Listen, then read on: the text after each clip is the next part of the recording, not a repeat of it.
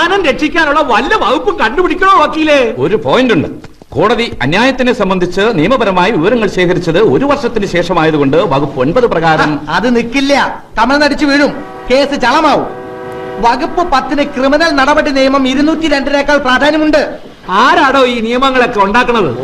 അവന്റെയൊക്കെ ഒടുക്കത്തെ വകുപ്പ് നിയമവും. വക്കീലെ, ഈ കേസിലെ പരമാവധി ശിക്ഷ വെറും 3 മാസത്തെ തടവാ. എനക്കതറിയാം. നമ്മൾ എത്ര പ്രാവശ്യം ജയിലിൽ കിടന്നതാ. അറിയാം. അനക്കറിയാം, ഓരറിയത്തില്ല. അതുകൊണ്ട് നമ്മൾ മന്ത്രിയായി. ഇപ്പൊ വിദ്യുച്ഛക്തി മന്ത്രിക്ക് വക്കാലത്ത് നാരായണൻകുട്ടീന്റെ ഷോക്ക് ട്രീറ്റ്മെന്റ് എന്ന് പത്രത്തിലെ തലക്കെട്ട്. ആ വഴിക്കൊന്ന് ആലോചിച്ചാലോ സാർ? സാറിന് മെന്റൽ ആണെന്ന് പറഞ്ഞൊരു ഷോക്ക് ട്രീറ്റ്മെന്റിന്റെ സർട്ടിഫിക്കറ്റ് സംഘടിപ്പിച്ചാലോ? എടോ, ഒരു സർട്ടിഫിക്കറ്റ് തിരുത്തിയതിന്റെ ഊരാക്കൂട് കഴിക്കാൻ ശ്രമിക്കുമ്പോഴാണ് മറ്റൊരു സർട്ടിഫിക്കറ്റ്. വക്കീലെ, വെള്ളത്തിൽ കിടക്കണ തവളയ്ക്ക് കരിക്ക് വെട്ടി കൊടുക്കല്ലേ. വക്കീല് പല വകുപ്പും പറയും. വല്ലത് നടക്കണ പോലീസിന്റെ വകുപ്പ് നടക്കൂ. അവനൊന്നും കോടതിയിൽ ഹാജരാവാൻ പാടില്ല, അല്ലേ സാർ? അങ്ങനെ വല്ലതും ചെയ്യും ഇന്നലെ ചന്ദ്ര. ഫോട്ടോ സെറ്റേ ഉള്ളോ? ഒറിജിനൽ ബുക്ക് എന്തി? ആ പൊല്യൂഷൻ കൺട്രോൾ സർട്ടിഫിക്കറ്റ് അങ്ങോട്ട് നീങ്ങിക്കാം. ബുക്കെടുക്ക, ഡിക്കി തുറക്കണോ?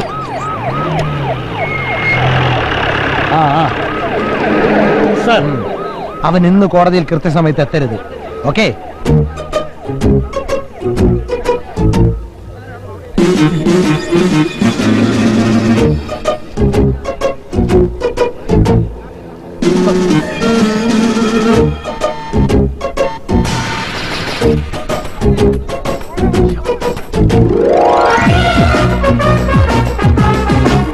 രാവിലെ കോടതി പോകാൻ വേണ്ടി ധൃതിയിൽ വീട്ടിൽ നിന്ന് ഇറങ്ങിയപ്പോഴാ വഴിയിൽ ഒരു ബ്ലോക്ക്.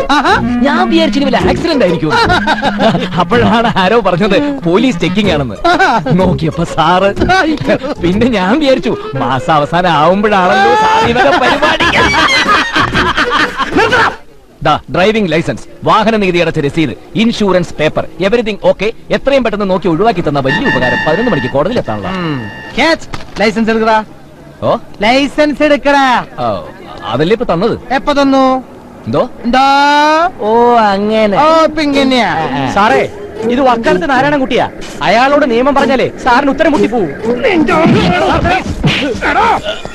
ഇവൻ നിയമം പറഞ്ഞോണ്ടിരുന്നോട്ടാ. അതിന് ആക്ഷൻ എടുക്കാനുള്ള അധികാരം ഇരിക്കുക. ഇവനെ ജീപ്പിലേക്ക് എടുക്കടാ, ഇവന്റെ സ്കൂട്ടർ സ്റ്റേഷനിലേക്ക് എടുക്കടാ. സർക്കിൾ ഇൻസ്പെക്ടർ ചന്ദ്രൻ സാർ, ഒരു നാരായണൻകുട്ടിയുടെ വഴിമുടക്കുന്നതിന് എന്തിനാണ് ഇത്രയും പാവങ്ങൾ ഇട്ട് വട്ടം ചുറ്റിക്കുന്നത്? ഒരു പൊതുജന സേവകനായ സാറിപ്പോ ഫലത്തിൽ ഒരു പൊതുജന ശത്രുവായിട്ട് മാറിക്കൊണ്ടിരിക്കുക.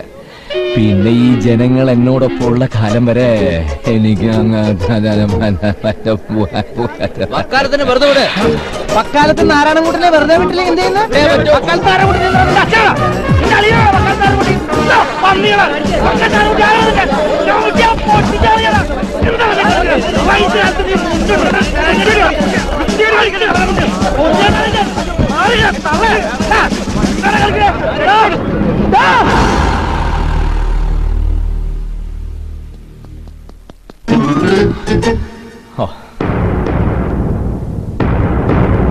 വക്കാലത്ത് നാരായണൻകുട്ടി എന്നാണ് പേര് അല്ലേ? അല്ല, നാരായണൻകുട്ടി എന്നാണ് പേര്.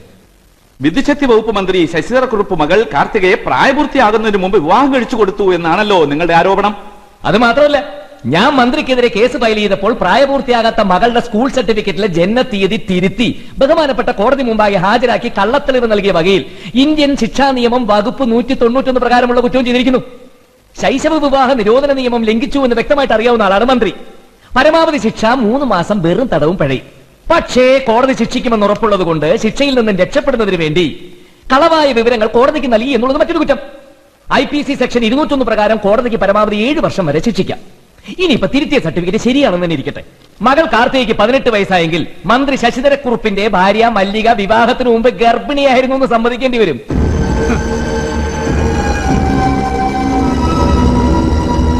രേഖയനുസരിച്ച് മന്ത്രിക്ക് ഇപ്പൊ 53 വയസ്സ്. കല്യാണം നടന്നത് 36ാമത്തെ വയസ്സിൽ. യുവർ ഓണർ, മന്ത്രി ശശിധരക്കുറുപ്പിന്റെ കല്യാണക്കുറി ഞാനിവിടെ ഹാജരാക്കുന്നു.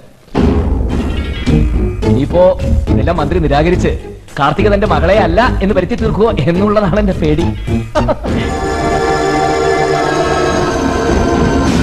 വക്കാലത്ത് നാരായണൻകുട്ടി വിദ്യുച്ഛക്തി മന്ത്രി ശശിധരക്കുറുപ്പിനെതിരെ ഫയൽ ചെയ്ത പ്രമാദമായ കേസിൽ മന്ത്രി കുറ്റക്കാരനാണെന്ന് കോടതി വിധിച്ചു.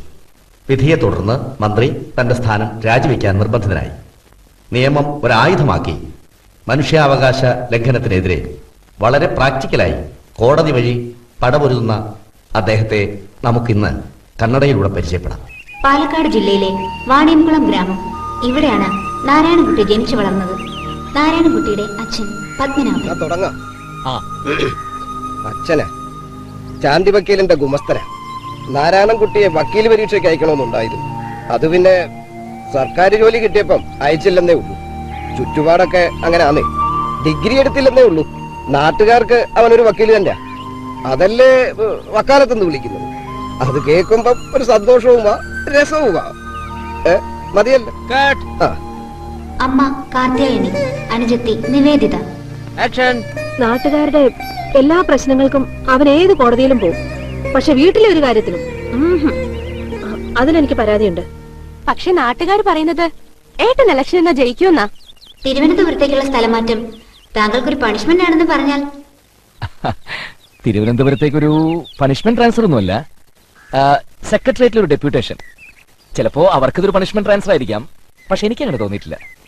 ഈ രോഗി ഇച്ഛിച്ചതും പാല് വൈദ്യം കൽപ്പിച്ചതും പാല് എന്ന് പറഞ്ഞ പോലെ അനന്തപത്മനാഭന്റെ നാടല്ലേ. പാൽക്കടലിൽ കിടന്നുകൊണ്ട് അനന്തപത്മനാഭൻ നീട്ടിയൊരു വിളിയ വക്കാലത്ത് നാരായണൻകുട്ടിയേ എന്ന്. വിളി കേൾക്കാതിരിക്കാൻ പറ്റുമോ? ചിലപ്പോ അസുരന്മാർക്കെതിരെ കേസ് കൊടുക്കാനാവും.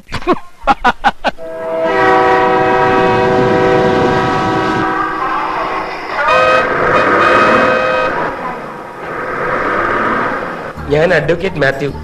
ഇങ്ങോട്ട് പെട്ടെന്ന് എത്താൻ ഒരു ഫോൺ കോൾ കിട്ടിയിട്ട് വന്നതാ. എസ് ഐ അദ്ദേഹം ഇപ്പൊ വരും. സാർ അകത്തോട്ടിരിക്കണം. എസ് ഐയോ? വേണ്ട, ഞാനിവിടെ നിന്നോളാം. അകത്തോട്ടിരിക്കണം സാർ. എന്നെ എന്തിനാ വിളിപ്പിച്ചത്? എനിക്ക് പെട്ടെന്ന് പോണം. വരണം സാർ.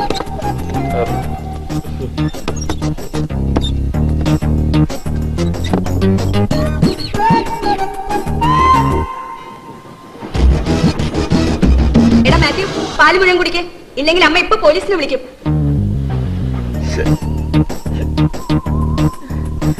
വായിന്ന് വെല്ലെടുക്കടാ. നാരായണൻകുട്ടി. ഓഹോ, വണ്ടി ഇറങ്ങി കാല് കുത്തുമ്പോഴത്തേക്ക് നീ പ്രശ്നം ഉണ്ടാക്കിയല്ലേ? പ്രശ്നോ? റെയിൽവേക്കാരുണ്ടാക്കിയ ഒരു പ്രശ്നത്തിന് പരിഹാരം ആവശ്യപ്പെട്ടപ്പോ അവരെന്നെ പിടിച്ച് ലോക്കപ്പിലിട്ടു. നീ എന്തെങ്കിലും ഒപ്പിക്കാതെ. ദാ നോക്ക്, വെറും കപ്പലണ്ടി മിഠായിയ. ഇതിന് മാക്സിമം റീറ്റെയിൽ പ്രൈസ് 11 രൂപ 50 പൈസയാ. പക്ഷെ തീവണ്ടിയിൽ എന്നോട് ഇതിന് 12 രൂപ വാങ്ങിയത്. സർവീസ് ചാർജ് ഈടാക്കിയതാവും. നാരായണൻകുട്ടി, റെയിൽവേ മൊബൈൽ അല്ലേ? അത് മോഡം തന്നെയായോ. പാക്കേജിംഗ് ആൻഡ് കമ്മോഡിറ്റീസ് ആക്ട് എന്താ റെയിൽവേക്കും ബാധകല്ലേ? നീ പറ, ഇവനെയൊന്നും വെറുതെ വിട്ടൂടാ, കേസ് ചാർജ് ചെയ്യണം. എന്താ നീ ബാധിക്കില്ലേ? 12 രൂപയാണ് നീ കൊടുത്തെന്ന് എന്താ തെളിവ്? ഞാൻ ബില്ല് വാങ്ങി. ആദ്യം ബില്ല് തരാൻ കൂട്ടാക്കിയില്ല. വിൽപ്പന നികുതി നിയമപ്രകാരം ഏതൊരു സാധനം വിൽക്കുമ്പോഴും 10 രൂപയിൽ കൂടുതലാണ് വിലയെങ്കിൽ നിർബന്ധമായും ബില്ല് തന്നിരിക്കണം എന്നാണ് നിയമമെന്ന് ഞാൻ പറഞ്ഞപ്പോഴാണ് അവൻ ബില്ല് തന്നത്. എന്റെ അടുത്ത് അവന്റെ കളി. കൊടുക്കും കേസ് കൊടുക്കും, ഉറപ്പാ. 50 പൈസക്ക് വേണ്ടി കേസ് കൊടുക്കണോ? മക്കളെ, 50 പൈസയുടെ വില നിനക്കറിയില്ല, പക്ഷെ എനിക്കറിയാം. വെളിച്ചെണ്ണ ലിറ്ററിന് 28 രൂപ ഉണ്ടായിരുന്നപ്പോ 100 മില്ലിക്ക് 3 രൂപ വാങ്ങിയ കടക്കാരനോട് ബാക്കി 20 പൈസക്ക് വേണ്ടി എന്റെ അമ്മ തർക്കിക്കുന്ന ഞാൻ കണ്ടിട്ടുണ്ട്. അന്ന് 20 പൈസ കൊടുത്തൊരു തീപ്പെട്ടി കിട്ടും. ഒരു നിയമം ഉണ്ടെങ്കിൽ അത് പാലിക്കണം. ഈ നാട്ടിൽ ഉപഭോക്തൃ സംരക്ഷണ കോടതി എന്നൊന്നുണ്ടെന്ന് യുവമാരകൻ അറിയട്ടെ. കടലമുട്ടായി വിൽക്കുന്ന പയ്യനോടാ നിന്റെ ഈ വാശി. റെയിൽവേ ജനറൽ സൂപ്പർവൈസറുടെയും കാറ്ററിംഗ് സൂപ്പർവൈസറുടെയും അറിവോടും സമ്മതത്തോടും കൂടിയാണ് വിൽപ്പന. അമിത വില ഈടാക്കുന്നതിനെതിരെ റെയിൽവേക്കെതിരെ കൺസ്യൂമർ കോർട്ടിൽ ഞാൻ കേസ് ഫയൽ ചെയ്യും, ഉറപ്പാ. പിന്നെ ഏത് വകുപ്പിലാണ് ഇവന്മാർ എന്നെ പിടിച്ച് ഇതിനകത്തിട്ടെന്നുള്ളത് എനിക്കൊന്നും അറിയാം. വകുപ്പ് നമ്മള് ക്രിമിനൽ നടപടി നിയമത്തിൽ 57-ാം വകുപ്പ് പ്രകാരം കുറ്റം ചെയ്ത ആളെ 24 മണിക്കൂർ വരെ കസ്റ്റഡിയിൽ വെക്കാം. വക്കാലത്ത് നാരായണൻകുട്ടിക്ക് അത് അറിയില്ലെന്നുണ്ടോ? ഇരിക്കൂ. മാത്യു ഇരിക്ക്. നീ ആ ജാമ്യത്തിലുള്ള അപേക്ഷ കൊടുക്ക. മാത്യു നേരുപറമ്പിൽ, എന്റെ അഡ്വക്കേറ്റ്. ആ ചാർജ് ഷീറ്റ്. വക്കാലത്ത് നാരായണൻകുട്ടിക്ക് ജാമ്യത്തിന്റെ ആവശ്യമില്ല. കസ്റ്റഡിയിൽ എടുക്കുന്ന സമയത്ത് ഞാൻ ഉണ്ടായിരുന്നെങ്കിൽ ഇങ്ങനൊരു സീനും ഉണ്ടാകുമായിരുന്നില്ല. സോറി. മനസ്സിലായില്ല. നിങ്ങൾക്ക് എന്നെ അറിയില്ലെങ്കിലും എനിക്കറിയാം. ഓർമ്മയുണ്ടോ പണ്ട് ഒറ്റപ്പാലം റെയിൽവേ ക്വാർട്ടേഴ്സിൽ താമസിച്ച ഒരു ദാക്ഷായണിയമ്മയെ?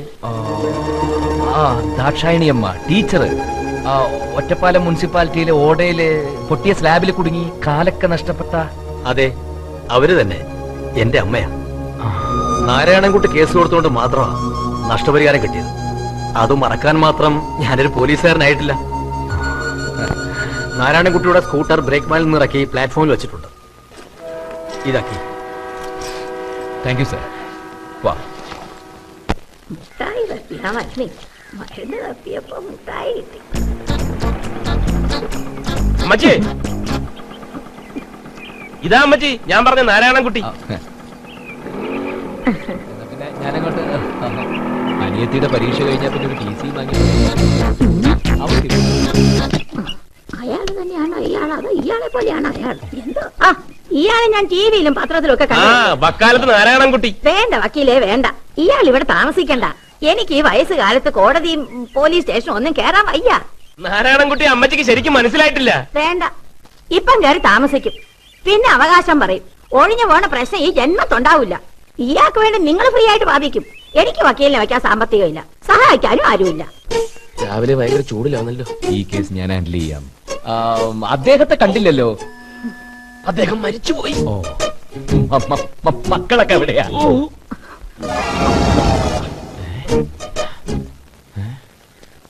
നല്ല ഹാൻഡിലിംഗ്. Thank you. കുഴപ്പമായോ? നീ ചളമാക്കിയില്ലേ? നീ എന്തിനാ മക്കളെ കുറിച്ച് ചോദിച്ചത്? എന്തേ മക്കളില്ലേ? ഉണ്ട്, 5 എണ്ണം. പക്ഷെ ഒരെണ്ണം തിരിഞ്ഞു നോക്കത്തില്ല. അതെന്താ അങ്ങനെ? നന്ദി കേട്. ആരാന്റെ അമ്മയ്ക്ക് ഭ്രാന്ത് പിടിച്ചാ കാണാൻ രസമാ. എന്നാ സ്വന്തം അമ്മയ്ക്ക് ഭ്രാന്ത് പിടിക്കണമെന്ന് വഴിപാട് തരുന്ന മക്കളായാല് വളർത്തി വലുതാക്കി എന്റെ കൂലി. നന്ദിയില്ലാത്തവര്. വക്കാലത്ത് നാരായണൻ പറ, വക്കീല് പറ, നന്ദികേടിനെ പോലെ ഹീനമായ കുറ്റത്തിന് ശിക്ഷിക്കാൻ വകുപ്പുണ്ടോ? ഉണ്ടോ? നിയമത്തിൽ അങ്ങനെ ഒരു വകുപ്പ് ഇല്ല. പക്ഷേ മാപ്പ് കൊടുക്കാം ഒരമ്മയ്ക്ക്. ഞാൻ എന്റെ മക്കൾക്ക് മാപ്പ് കൊടുത്തു. നന്നായി വരട്ടെ. അമ്മേ,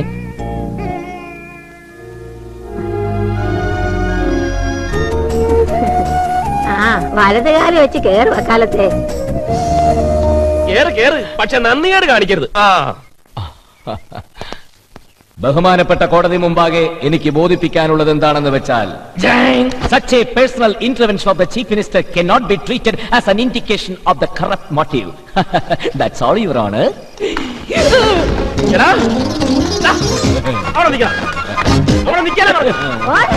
Hey, stop it, I said. കോടതിയിൽ ബോധിപ്പിക്കുന്ന മൊഴി സത്യമായിരിക്കും. സത്യമല്ലാതെ മറ്റൊന്നും ബോധിപ്പിക്കില്ല. ദൈവം സാക്ഷി.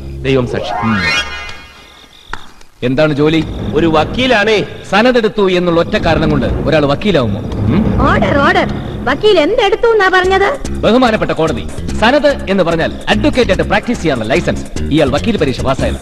റാങ്കോടെ പാസ്സായി. ഓഹോ, ഒരാൾ എങ്ങനെയെങ്കിലും വക്കീൽ പരീക്ഷ പാസ്സായി കറുത്ത കോട്ടും ഗൗണും അണിഞ്ഞ് കോടതി വളപ്പിൽ അലഞ്ഞു തിരിഞ്ഞ് നടന്നുകൊണ്ടോ ബാർ അസോസിയേഷൻ ഹാളിൽ നിന്ന് ചീട്ട് കളിച്ചതുകൊണ്ടോ വക്കീലാണോന്നുണ്ടോ? ഞാൻ ചീട്ട് കളിക്കാറേ ഇല്ല, യുവർ ഓണർ. വെറും ഓണറല്ല, ഹൗസ് ഓണർ എന്ന് കൂടി പറയൂ. ശരി, വിചാരണ തുടരട്ടെ.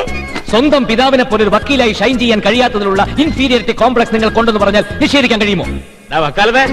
ഓർഡർ. കോടതിയിൽ വെച്ച് ഇത്തരം ദുശീലങ്ങളാകാമോ?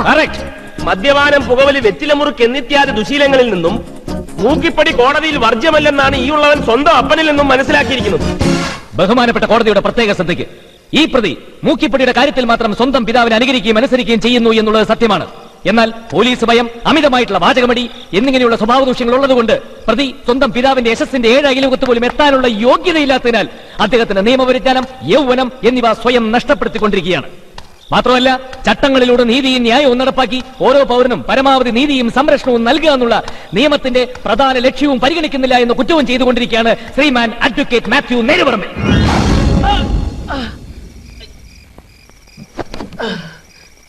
പൊള്ളിയോ?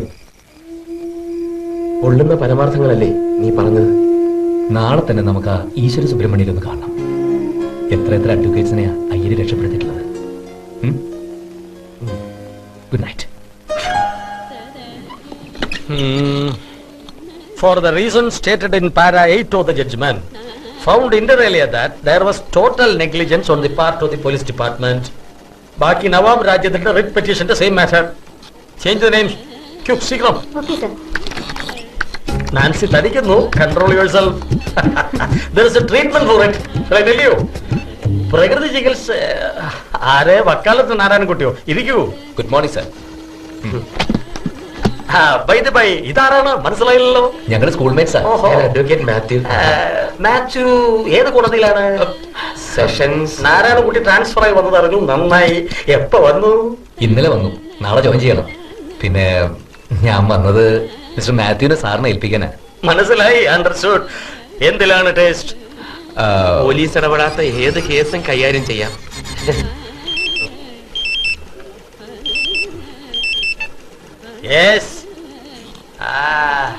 സ്വകാര്യ കക്ഷികളുടെ കേസ് എടുക്കാൻ അഡ്വക്കേറ്റ് ജനറലിന് അർഹതയില്ലല്ലോ. പാർട്ട് 3 റൂൾസ് നോക്കുക. ഓക്കെ, പറഞ്ഞാലറിയും. അഡ്വക്കേറ്റ് MM ചാണ്ടിയുടെ മകനാ. Criminal lawyer. അങ്ങേർക്ക് മകനുണ്ടോ? ശരി, നാരായണകുട്ടി പറഞ്ഞതല്ലേ, നിരസിക്കാൻ പറ്റുമോ? മിസ്റ്റർ മാത്യു, പുറത്ത് ഫ്ലാസ്കിൽ കാപ്പി ഇരിപ്പുണ്ട്, എടുത്തോണ്ട് വരൂ.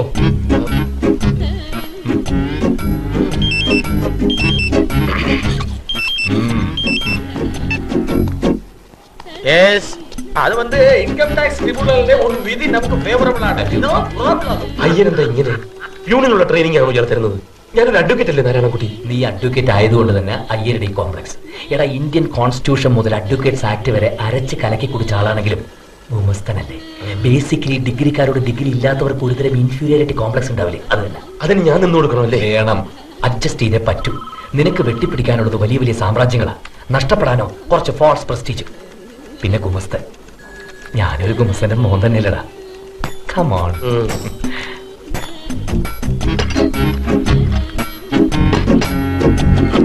പിന്നെ ഇത് മാത്യു ഡ്രാഫ്റ്റ് ചെയ്തതാ, കൺസ്യൂമർ കോർട്ടിൽ കൊടുക്കാൻ.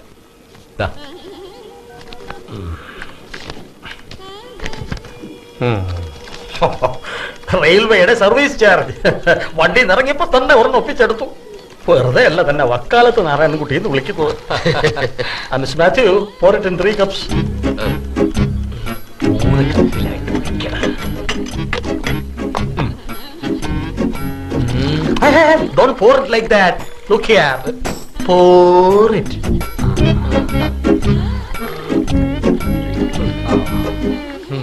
Sir. Thank you. Well drafted, Matthew. Notwithstanding anything stated above, in the facts and circumstances of the case, provided that hence for the ground stated in the petition, എന്നൊക്കെ ഇടയ്ക്ക് തിരിയാൽ ഇംഗ്ലീഷ് ആണെന്ന് കരുതുന്ന വക്കീലന്മാരും ഉണ്ട്. പക്ഷെ മാത്യുവിന്റെ drafting അങ്ങനല്ല. Thank you sir. ഞാനും നാരായണൻകുട്ടിയും വിചാരിച്ചാൽ മാത്യുവിനെ supreme കോടതിയിൽ എത്തിക്കാം. Thank you sir.